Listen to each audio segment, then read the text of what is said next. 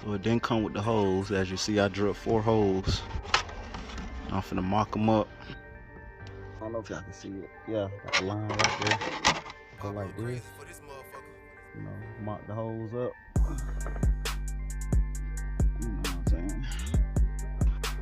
So I find out, end up removing this whole thing. I got a T-top. Unscrew the screws right here. Adjust 2 and pull that thing out. It just held in by 1 clip.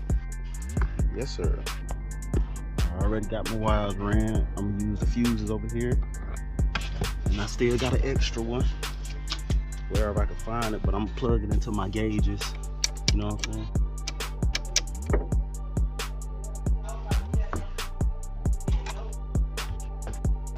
Boom. There we go. It's easier after you take that bit out. But y'all, boom. Got my little hole right there. Look like I should have made it a little higher though. It shouldn't interfere to run it like that first. Don't even run this yet.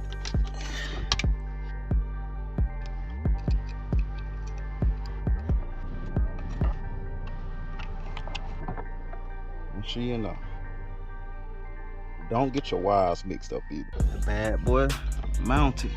Ran it through here. You know what I'm saying? Screwed the screws in.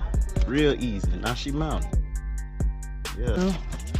I ain't even gonna hook up the sensor yet. No, that ain't it. So finally got everything ran. It's not permanent because my oil gauge got it hooked up. Still move though. No.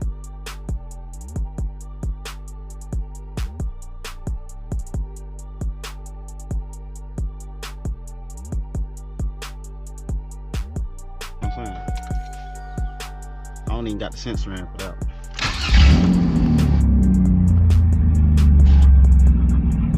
Breeze 145.